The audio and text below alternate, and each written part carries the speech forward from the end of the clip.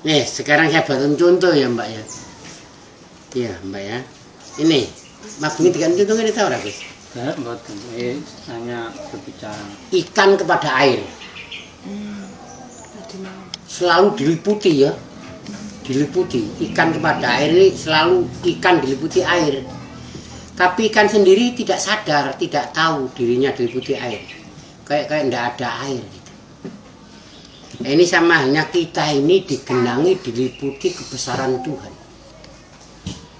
Tuhan pencipta semesta alam ini menggenangi langit bumi sisinya ini. Ini diliputi semua ini, tidak ada ruangan kosong ini. Digenangi Allah Tuhan. Ini kebanyakan manusia ini hanya mengucap bertuhan begitu aja. Baik itu Kristen, Buddha, Hindu, Katolik, baik Konghucu, baik Islam, itu hanya mengucap tapi isi hatinya kosong. Sehingga terjadilah bentrok, bom-boman, saling bacok-bacokan, saling bunuh-membunuh. Ini karena begitulah, kepada Tuhan itu jauh, dekatnya kepada iblis setan. Begini di tanah ini airnya, buah-buahan, ternaknya, semua itu ciptaan Tuhan sekaligus miliknya, termasuk penglihatan mata kita dibuat sarana dari Australia sampai ke Indonesia Pak, melihat dengan ini, tapi kita tidak menyadari ini salah atau dosa. Pendengaran seperti apa ini mulut ya, untuk sarana kita saling komunikasi pakai mulut lidah kita. Nah ini kita harus merasa pemberian Tuhan itu harus kita syukuri, harus kita terima kasih kepada penciptanya. Ya, jadi seperti ini kita ini. Ikan kepada air, kita kepada Tuhan. Jadi ibarat kita kepada Tuhan, ibarat ikan kepada air ini. Bukan kok Tuhan seperti air, bukan. Tapi ikan kepada air. Ibarat kita kepada Tuhan.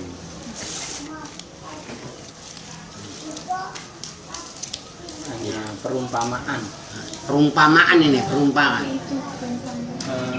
Sebagai misal, sebagai contoh, yang airnya tadi itu.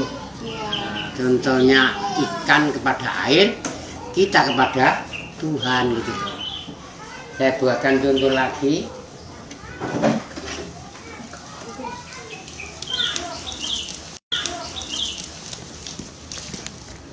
Ini sengaja Tuhan itu mau mengangkat derajat mbak-mbak ini, diangkat derajatnya, ditingkatkan cara berpikir, sehingga saya ini dikendaki Tuhan memecahkan dengan omelan-omelan, dengan omongan-omongan ini, karena Tuhan mau mengangkat derajat mbak-mbak ini.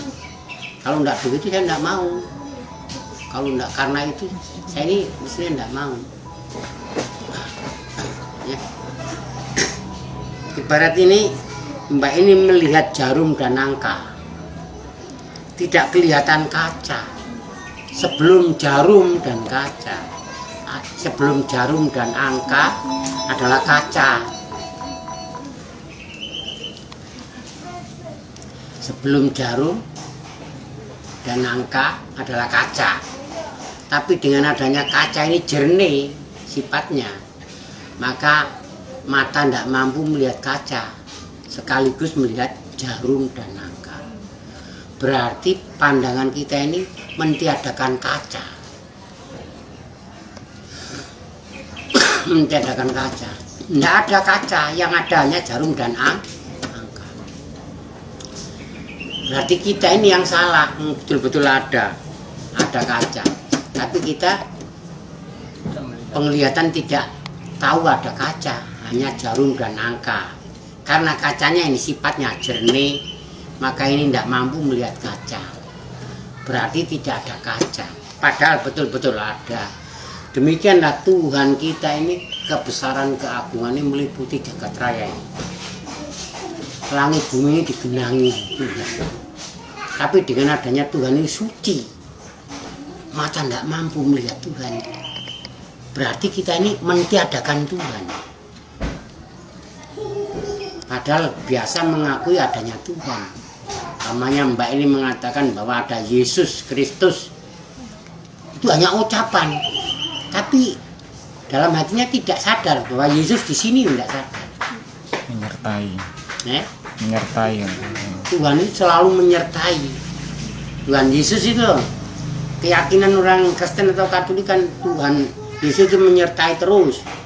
Tapi hanya ucapan. Isi hatinya ini tidak sadar bahwa Yesus itu menyertai, itu tidak sadar. Biasa begitu. Umat Islam juga begitu. Mengatakan Tuhan di depan kita, tapi hanya ucapan. Hanya karena naluri, hanya karena warisan budaya, hanya karena kebiasaan, hanya karena rutinitas gitu. Padahal ya betul-betul Yesus itu menyertai.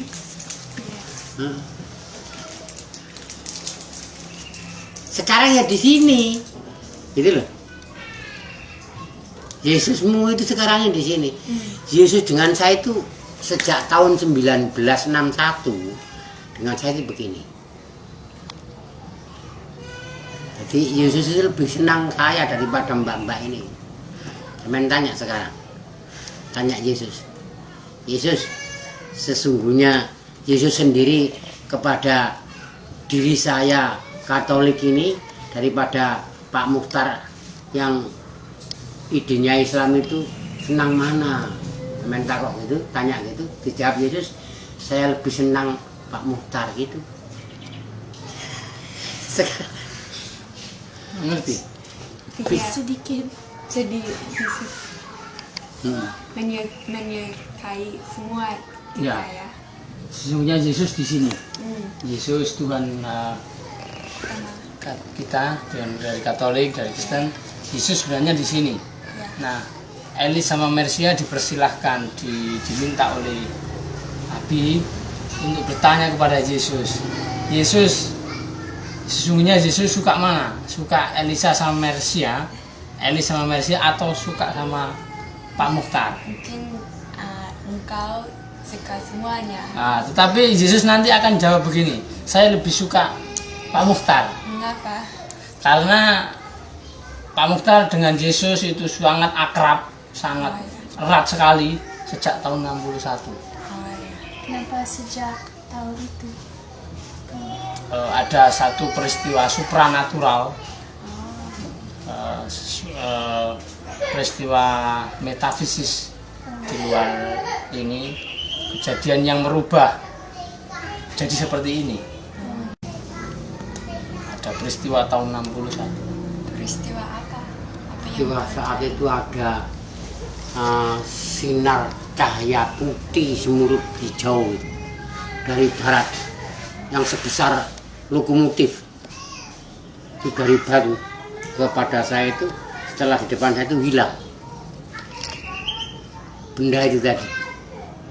Setelah itu hilang, terus saya di atas itu kelihatan ada jembatan itu jagat utara pas selatan. Nah, di samping jembatan itu ada lafal Allah. Jadi yang pertama benda yang sebesar sepur lokomotif kereta api itu hilang, kemudian ada di atas jembatan yang pas jagat utara selatan. Setelah itu menghilang, ada lagi itu hilang, terus penglihatan saya tidak ada apa-apa ini, ya tidak ada rumah, tidak ada itu batang pohon, apa itu bukit, tidak ada, semua tidak ada, hanya penuh sinar cahaya. Nah di situ tuh berubah total sifat saya itu, hilang sifat sombong saya, besar kepalanya, sifat dendam, sifat bohong, hilang. Menjadi manusia yang sayang kepada sesama, kasih kepada sesama, hanya sayang, hanya kasih gitu. Hilang sifat mengancam, dendam, menghina, itu hilang sama sekali. Itu waktu itu saya itu berdampingan terus dengan Yesus. Ada Yesus, dampingan terus, sekali lagi ada sing takkan jualan es apa? Nabi Ilyas. Nabi Ilyas. Nah, ya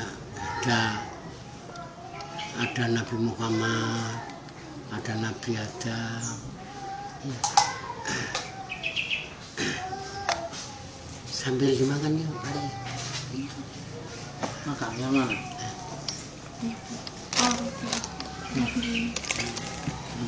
Ini piring.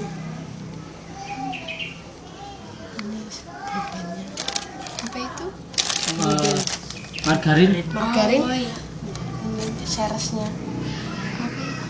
Coklat. Coklat. Oh, iya. Ini selainya. Selai. Rasa stroberi. Itu rasa racun.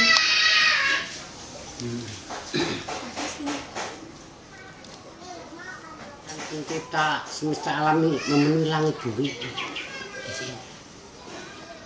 Nanti kalau mbak-mbak ini imannya bersinar, bercahaya, maka akan tahu. Dulu saya itu sebelum kejadian tahun 1961 itu belum kejadian sinar-sinar tadi. Begitulah saya itu mengucap Tuhan itu hanya di bibir gini. Isi hati saya itu kosong. Setelah itulah berubah total. Dulu itu segala gerakan-gerakan saya itu serba hanya karena manusia. Ingin dipandang manusia. Berpakaian ingin dipandang manusia. Kita berceramas ingin dipandang manusia. Begitu. Jadi sejak itulah saya ini hilang masalah pandangan-pandangan yang hanya karena manusia. Boleh karena manusia, tapi yang sekiranya untuk sebagai figur teladan. Itu contohnya, wah saya mau berbuat sopan santun. Tahu sopan santun? Sopan. Mau sopan secara bersama, menghormati kepada sesama, supaya orang-orang itu juga saling menghormati. Saya sayang menyayangi, kasih, supaya manusia itu juga mempunyai sifat sayang. Kalau begitu kita bersuka sedekah, Memberi. suka memberi Pada orang. suka menolong, supaya orang-orang itu mencontoh, menolong. yang akan dibayar